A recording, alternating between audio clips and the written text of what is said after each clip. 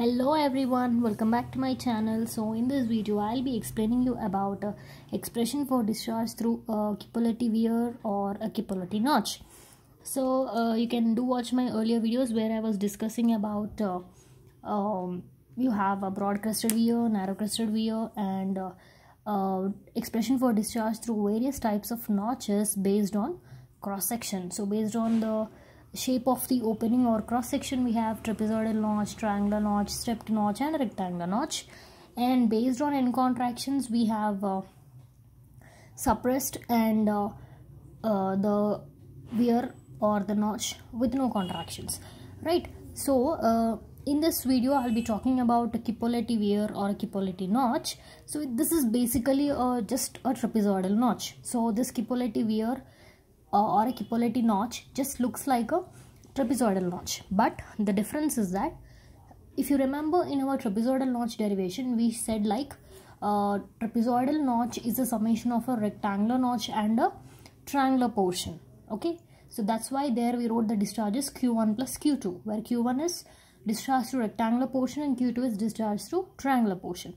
But now in this Chipoletti weir, even though it's a trapezoidal weir or a trapezoidal notch, but the side slopes are in the ratio of 1:4, means it is 1 horizontal to 4 vertical. So for every one, say for example, for every 1 meter distance, the height will be 4 meters, and if you join, you'll get the slope 1:4 or 1/4. This is what you have to remember.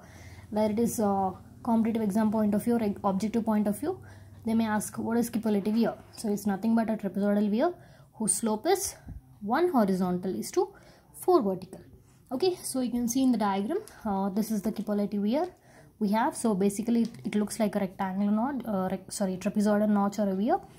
So the bottom width is L, height of water in the notch is H. So as usual, angle is theta by 2, inclination. This distance is H/4. Why? Because the formula is N into D, correct? So N into D means N into D. So it is N is slope. So slope is 1 horizontal is to 4 vertical. So it's 1/4 into D means the depth of flow, which is here H. So it's 1/4 into H, which is H/4. Correct? So that's what I told you.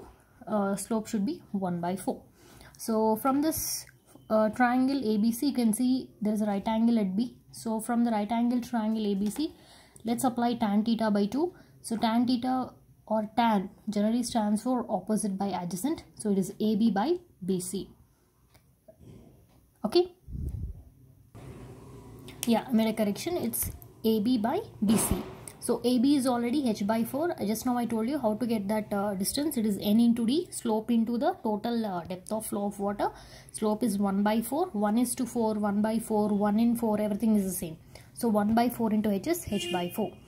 So tan theta by 2 is AB, means H/4 by BC is H. So from there theta by 2, tan theta by 2 will be 1/4. H and H will get cancelled. So from there theta will be tan inverse of 1/4, which is around 14.03 degrees.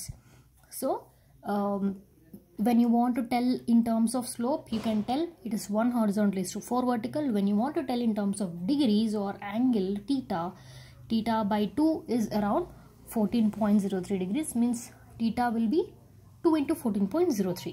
This is also comes under a Chipoletti weir, right?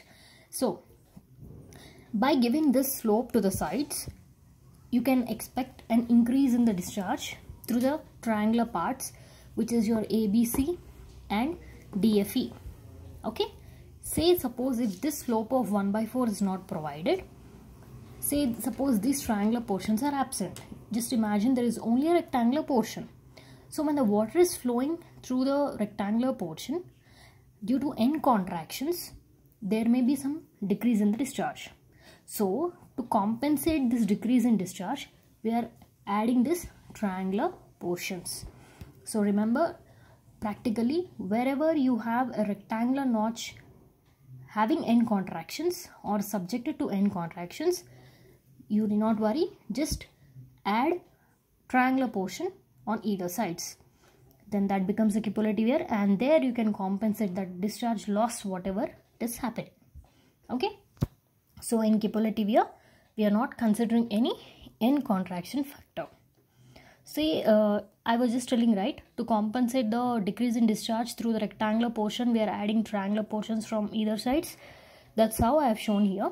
So you can see the discharge through a rectangular weir with the two end contractions. Means if the two sides the contraction is taking place, this is the formula for Q.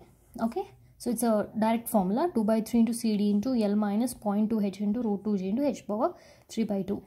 So if this is not there, it is directly a rectangular notch with no end contractions. With end contractions, this is the formula. So if I open the brackets, this time multiplying.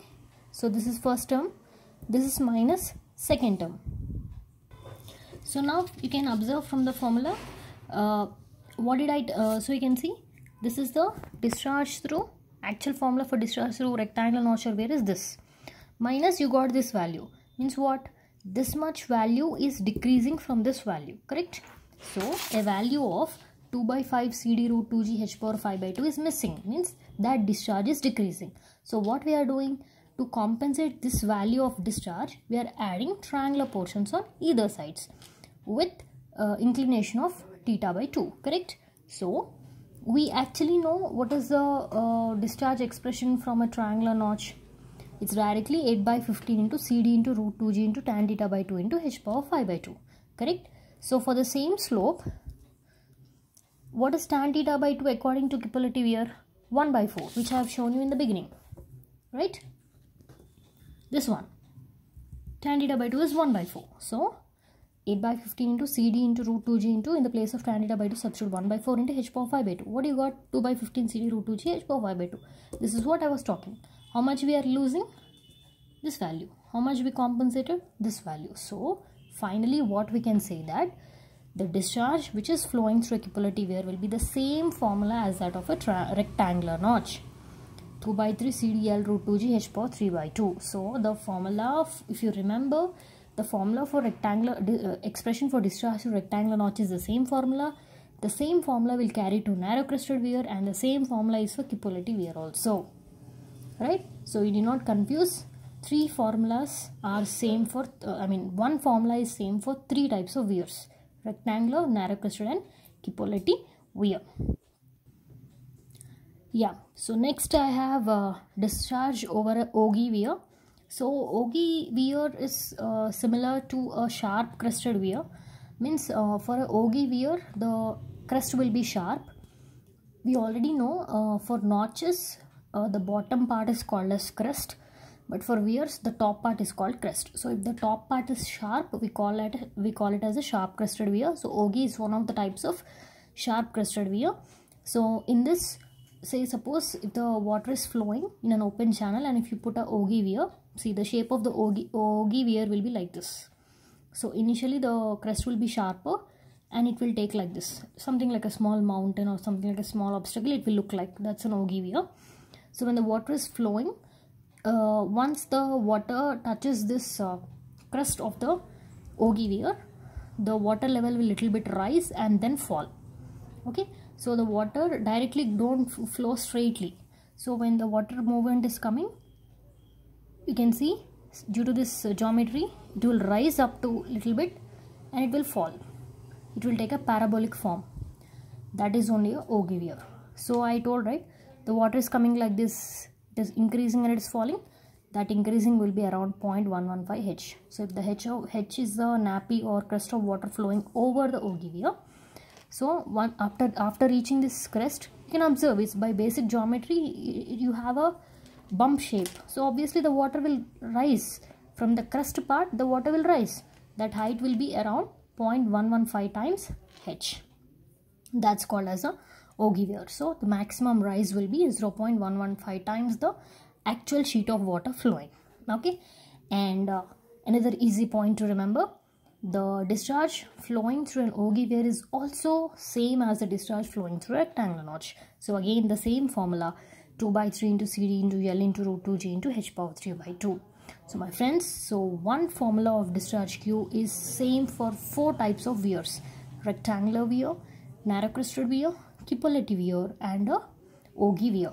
So that's about weirs and discharge to the weirs. So I hope you all understood the video. Thanks for watching.